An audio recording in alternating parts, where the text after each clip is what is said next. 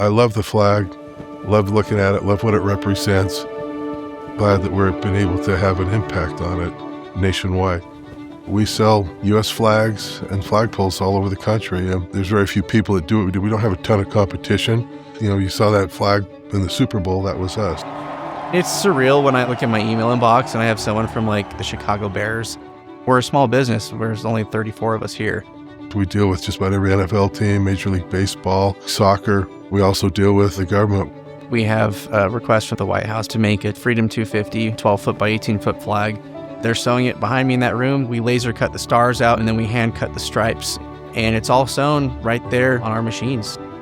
My favorite one, though, is probably for the NFC Championship game in 2024. They had us make a giant flag that was shaped like the United States. That one was tricky, and it turned out fantastic. And there's a really cool picture the Air Force got. It's hanging above my desk right now. It's the whole 49ers stadium, and there's the big map flag in the middle. And there's an F-22 and two F-35s flying over the flag in the stadium that we made. It's like one of the coolest shots I've ever seen. A recent one that we're working on is 150 feet by 300 feet. It's 45,000 square feet, and it covers a football field from end zone to end zone. That one takes 3 or 4 people about 3 weeks to do full time. Somebody wants anything bigger than a 30 by 60, they send them to us. We don't even get competition from China or anywhere on these big giant flags because after doing so many of them now, we've specialized in it. We figured out how to get the math right, how to get the fabric right, what buckles work, what thread works. Being able to see the theory manifest into a real flag on display is really cool. Being involved in the community has been a big part of what we do, and it just kind of started organically. The week before the first anniversary of September 11th, I knew on that something had to be done.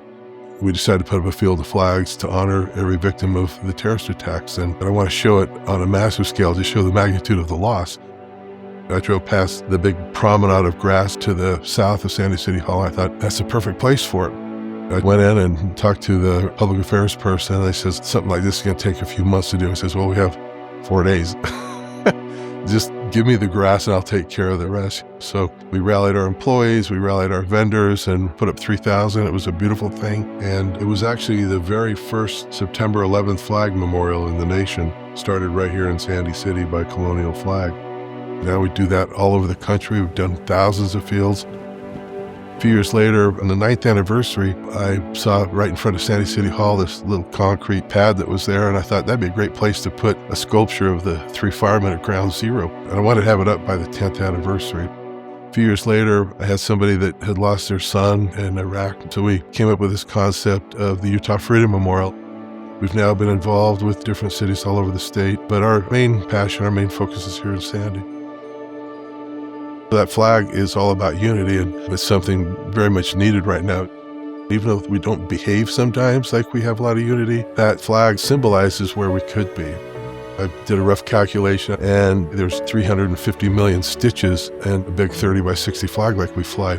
There's roughly that amount of people that live in the U.S., and I like to picture that every one of us is represented by one of those stitches. We repair flags here, and sometimes you look up at the flag, you go, there's a tear here and some fading there. In the U.S., there's a hurricane or tornado or civil unrest in different parts, but we're able to hold strong while the rest of it gets repaired. And we can hold strong, hold each other, and we need to take care of our own stitch. And how you do that is by open doors for little old ladies, being kind to people, taking on service projects, listen to your parents, listen to your kids. Every which way you can think of to be a better citizen. That's how we take care of our own stitch. I was totally honored, and the company's honored that we were selected for this. That means a lot. What a joy it is to live in Sandy and have a business in Sandy too. It's a remarkable experience, a unique thing that we've been blessed with.